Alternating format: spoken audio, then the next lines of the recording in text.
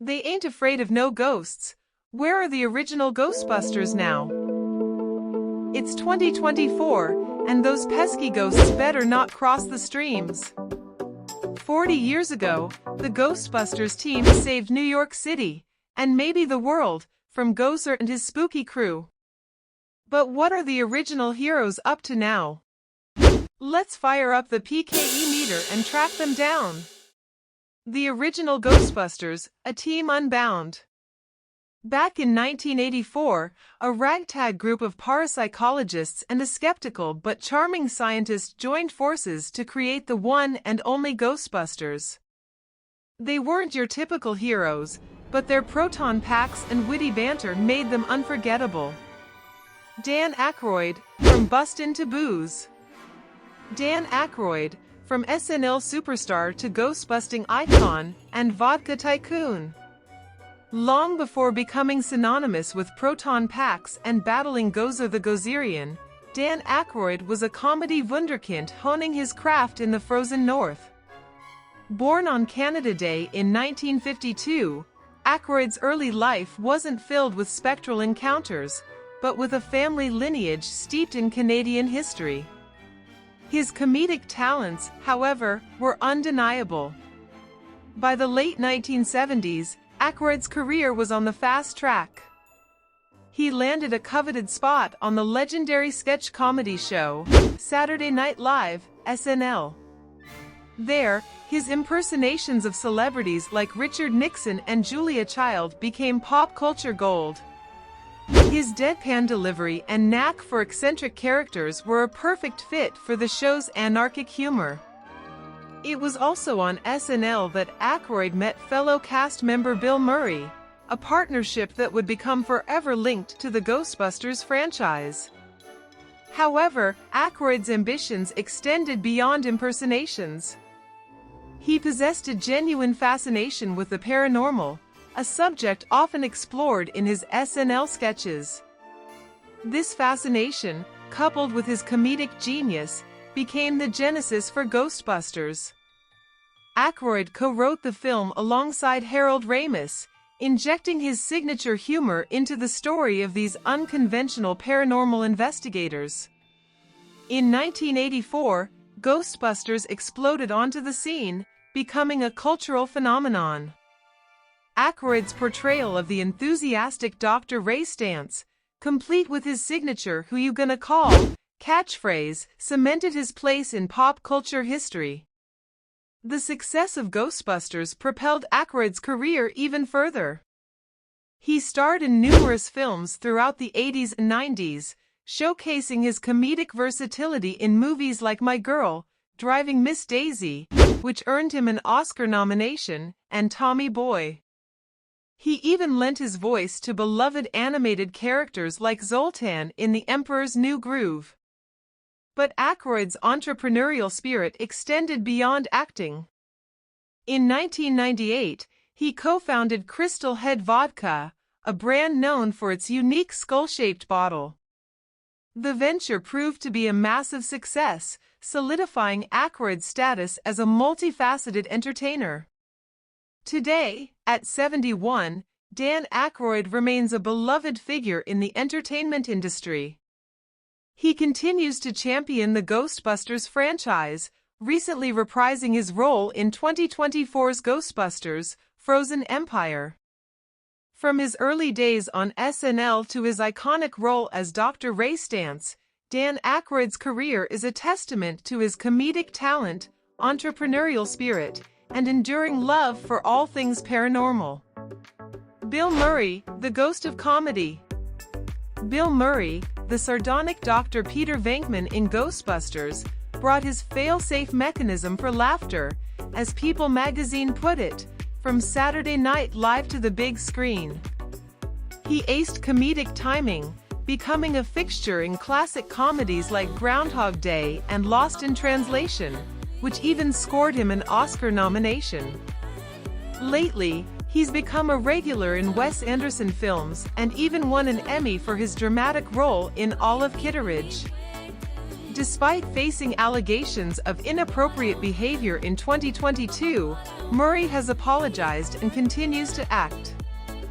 Recent appearances include Ant-Man and the Wasp, Quantumania, and of course, a return to Ghostbusters in Frozen Empire.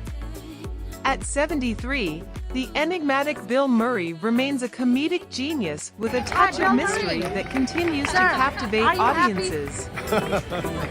Tell me, Yes. what makes you happy? Can you tell me what makes you happy in this life, please? Oh, I don't know. Gosh, there's so many things. I don't know where to begin. I'm One happy thing. to meet you. What's your name? Emma, Emma. can you give Mucho us gusto. one message for the people that struggling with happiness? Just one message. Oh, well, whatever you were feeling just a minute ago doesn't matter anymore. You gotta start right now.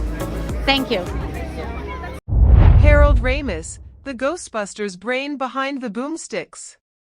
Harold Ramis, the brilliant mind who co-wrote Ghostbusters and brought Dr. Egon Spengler to life, wasn't always chasing ghosts.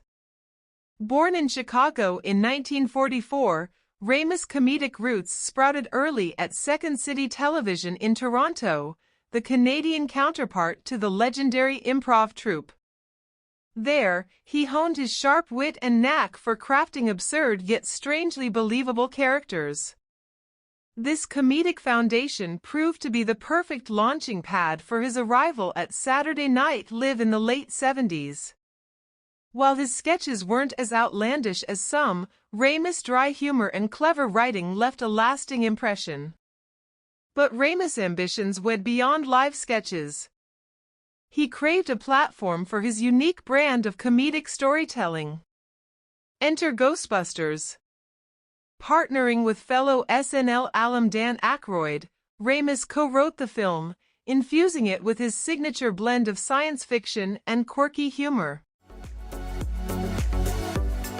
His portrayal of Dr. Egon Spengler, the resident intellectual with a knack for the paranormal, resonated with audiences.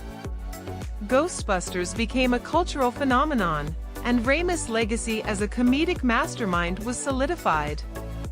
Beyond Ghostbusters, Ramis' talent extended to writing and directing. He penned and directed beloved comedies like Groundhog Day and Analyze This, showcasing his ability to seamlessly blend humor with heart.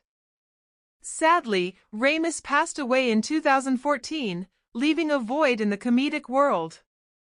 However, his work continues to inspire and entertain new generations, reminding us that laughter truly is the best medicine, even when facing down a Gozer the Gozerian. Ernie Hudson, busting barriers. Ernie Hudson, who brought the level-headed Winston Zeddemore to life, recently opened up about the challenges he faced filming Ghostbusters. He spoke of feeling initially ostracized by the studio but finding acceptance from his fellow cast members. Despite those hurdles, Hudson's portrayal of Winston resonated with audiences. He's had a prolific career in television and film, appearing in everything from The Hand That Rocks the Cradle to Miss Congeniality and the beloved Netflix series Grace and Frankie. At 78, Hudson continues to defy expectations, proving that age is just a number, especially when you're a Ghostbuster.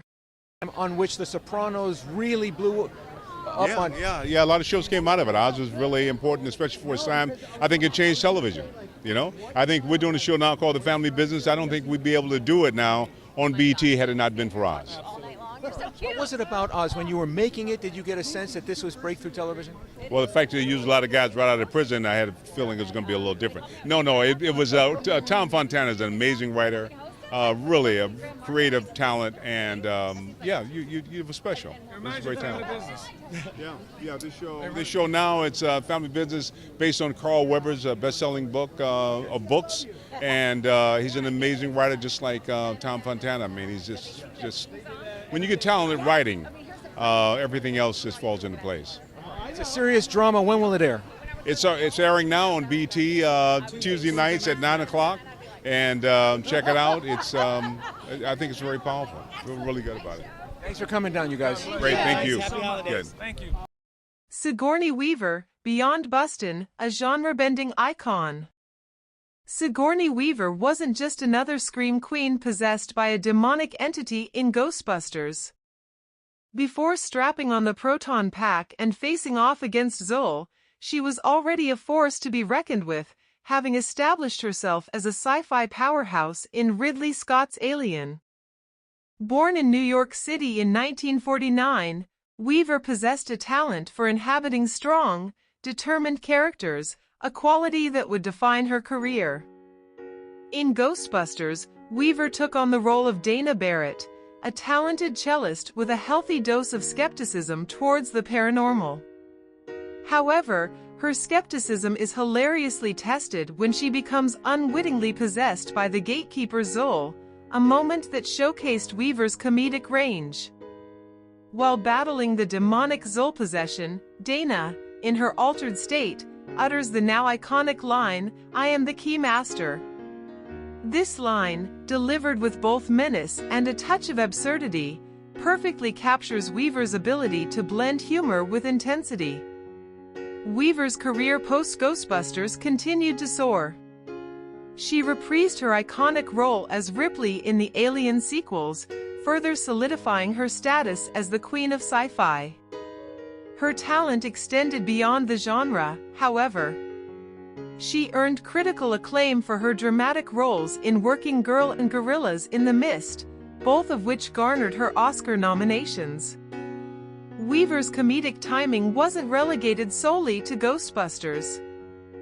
Films like Galaxy Quest, a hilarious send-up of Star Trek-inspired shows, allowed her to showcase her comedic chops once again.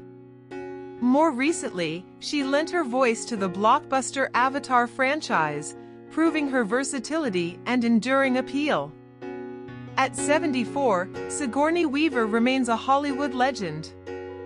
Her ability to seamlessly transition between genres, from butt-kicking action hero to possessed cellist with a penchant for curated pronouncements, is a testament to her exceptional talent.